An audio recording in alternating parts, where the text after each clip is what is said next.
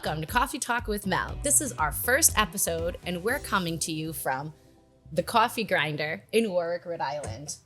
My first guest today is Lisa Russo, who is also my real estate business partner. Today, we are going to talk about how we got into real estate, how we met through real estate, and how we used real estate to build our own personal financial freedom. So a little bit about myself is I'm Melanie Rose Quirk. I work with RE/MAX Results, and I have been a licensed real estate agent since 2005. I am also a local business owner of the Coffee Grinder in Warwick, Rhode Island, in which I used to work at 20 years ago. Me and my high school girlfriends all worked here. I got an opportunity to buy it in 2020, right when the pandemic hit, and I decided to do it, and that is why we're coming from the Coffee Grinder today. So, if I may, I'm going to back up a little bit, and when I got out of college, I was really overwhelmed with getting a real job, right? And so I put my resume on Monster. I got contacted by a mortgage company and said, oh my gosh, I'm going to make all this money. This is going to be great. So I decided to go on the interview. They hired me right on the spot. I was like, this is it.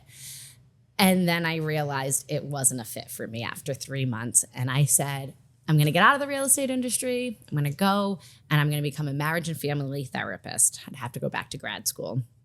So I ended up working for an attorney. That attorney decided to set me up with a real estate agent, Joanne Samborski. Thank you for everything. And he paired me with her, and I was lucky enough to be trained by her in 2005 and stayed with her for a couple of years. And I do credit Joanne with teaching me almost everything that I know. I didn't know that part, but go ahead. Yeah. So see, you're gonna learn new things. You're learning everything today.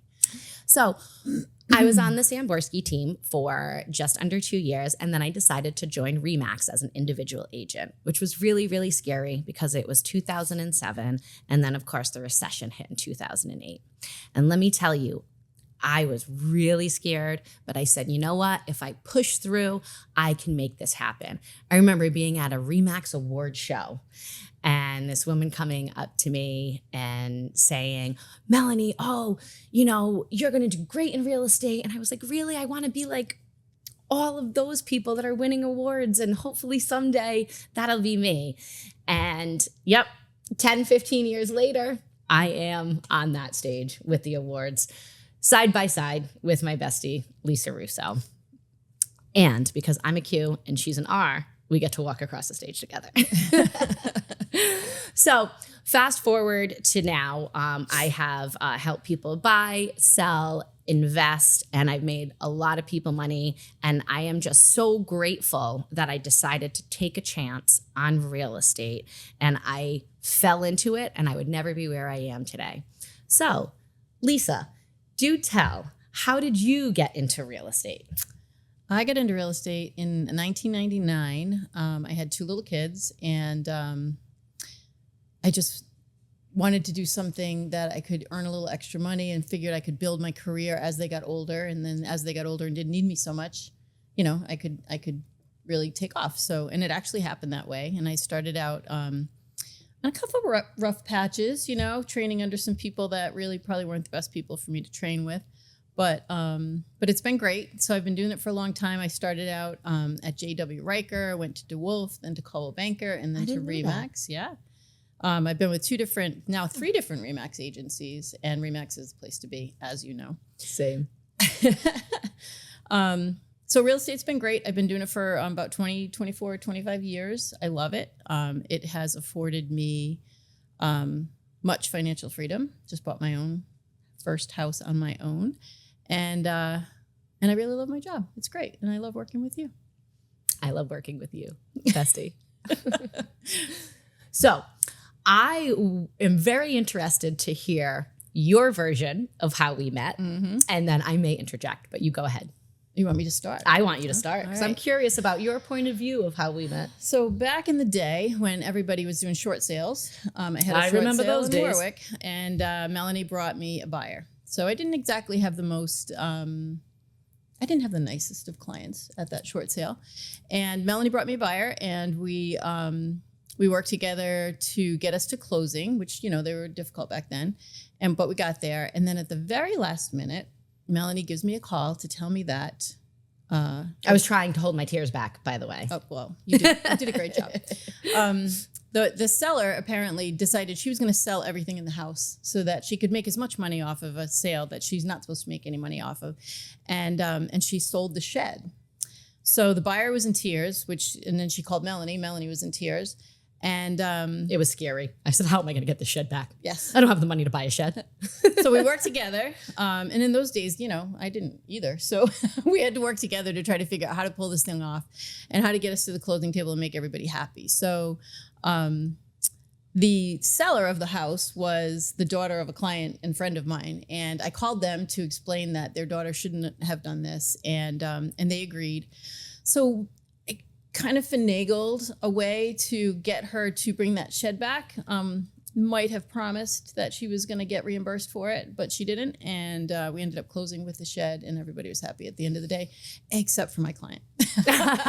But we did the right thing and that's all that counts. Exactly. And I just remember being so scared to call you because back at that time, I was mainly a buyer's agent and, all the listing agents, they've done all this business and they're, winning all these awards. And I was so nervous and you were just so fantastic the whole transaction that I said to myself, I hope I can be as good as this woman is at real estate one day. Thank you. And I just feel as though it was part of the universe that put us together. Because who knows when our paths might have crossed if we didn't meet at that transaction. Or if they would have ever. Exactly. Yep. And so I just remember my buyer, it was a couple and she was just the sweetest thing. And, it was a first time home buyer. So I kind of held their hands excited, and I'll never forget. And I remember it was late for work. I think it was maybe 7 or 8 o'clock. And I was like, this is weird. She's calling me and she was crying and so upset and I didn't know what to do. So I am just so grateful that you were on the other side of the transaction because I feel as though a lot of people would have just been like, that's it. Too bad. Figure it out. Yeah. And for me, I was, again, just grateful that it was you. Well, it was extremely stressful on my side too. Yeah, I didn't even think about that. Trying to right? figure out how you were going to make it happen. I was going to make, and it was all about doing the right thing, right? She wasn't doing the right thing. And she was taking advantage of the buyer and of us. And I didn't like it. And I wasn't going to let it happen. So we got there though. And I do just want to point out what you just said. You did the right thing. Right. And if there's any young real estate agents out there listening, I was taught very early on, don't lie. Yep. If you don't know the answer, say, you know what? I don't know the answer. Right. I'm going to find it out and I will call you back. But always do the right thing, even if it means that you're not going to make that paycheck at the end. Yep, absolutely. Because I've done that in my career and there are times that it was really hard to do that. Sure. And that is one thing that when young people come to me today or new people in the business come to me, I always say, if you can just do the right thing, you will be a success story in the real estate It'll always business. come back to you when you do the right thing. 100%. It'll always come back to you when you don't do the right thing too. Isn't That's that not exactly what you want. Isn't that the truth? Absolutely. But I just remember that transaction and I remember afterwards just thinking, I think I've made a friend in Lisa. Yeah. And then from there, I just feel as though we've always been in contact. And then, Then I convinced you to come over to Professionals. You did. I was at Remax and I loved the Remax. And I remember you had, that extra office space at Professionals. Yep. And I remember getting that call and I remember thinking, she likes me enough to share an office space. This is amazing. And I just remember being so excited. And I said, you know what? I hate change. I hate getting out of my comfort zone. It is one of the best things I did in my career. Yep. And I never would have done it if it wasn't for you calling me and saying, in my little office space, I got an office right next to me if you would like to share our space. And I said, yes, I was very excited. Yeah. And now I'm very excited about our new venture, which we'll get into at some point. But I'm very, very excited to work with you for the rest of my life. It's going to be fabulous. It's going to be fabulous. I'm looking forward to it too. Well, Lisa, I really, really appreciate you sharing your real estate story. Is there any words of advice you can give for agents that may only have their license for a year, 2 years, or maybe might just be struggling right now? I think it's all about keeping the faith. You know, the market always goes up and down all the time, as you know, and so you're going to have times. I just had a full summer where I was super slow, as you know, and I was super panicky. Okay, hold on. She was not super slow. She was super slow for a top tier producer. Thank you. But it's stressful, right? And if you're brand new, I would say try to find somebody who you can trust, who's going to put you in the right direction and let you work under them. But hard work, you just got to persist at it. You just got to, contact your sphere of influence, try to make friends wherever you are. An outgoing personality is going to be a hell of a lot more successful in this business than somebody who's a wallflower. But you can do it. And, it takes time. You're not going to jump into any market at any time and make $1 million. You really have to work at it for a number of years. So it took me a long time to get to where I am, but I'm super happy to be here. Super happy for a new venture. Looking forward to it. It's going to be great. And I feel the same way. I feel as though my first 3 years in real estate, am I ever going to make money? Is this ever going to work out? Absolutely. Is this going to work? Should I get another job? What should I do? And then the recession came and it was so scary. But I'm so, so glad that I pushed through it. And it's funny because that's when we met. Oh, wait, was the recession. Oh, yeah, that was a bad time. And we both kind of pulled up our bootstraps and said, no matter what, we're going to push through it, even though everyone we knew in the industry was out filling out a lot of people are dropping applications, out, putting their resumes right? out there. And you just have to adapt, right? If it's a bad market, you have to adapt and figure out people are always going to have to buy and sell, right? People, die, divorce, all sorts of things happen. You just have to be there for them. Again, do the right thing and be their trusted source to go to, whether it's just, I don't know about you, but I do a lot of my clients call me with questions that and take up a lot of time, and you don't get paid for any of that. But you know what? That's part of the value that you offer your clients. And those people remember that. If you do the right thing, it comes back to you. So 100%. And that's kind of what I try to tell the new agents that I mentor is that it doesn't happen overnight, but if you're consistent and you wake up every day and you make your phone calls and you put in the work, it's a lot of work, the reward will come. It may take 5 years. It took me 5 years to earn enough money to be able to be self-sufficient. Sure.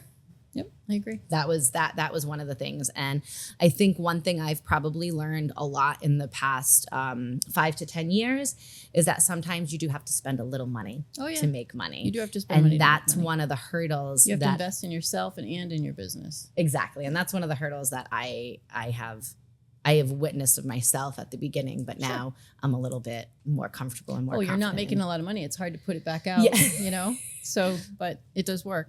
And that's why it's very, very, very smart to pair yourself with someone that is a top producer so that you can be able to learn from somebody that's already at the top. Right. I agree. Well, I really appreciate your time today. Thank you so much. And I know you're going to be here for the next episode. Yes, I am. So I just want to say thank you so much for listening to Coffee Talk with Mel today. We look forward to you tuning in the future. And next episode is going to be real estate horror stories.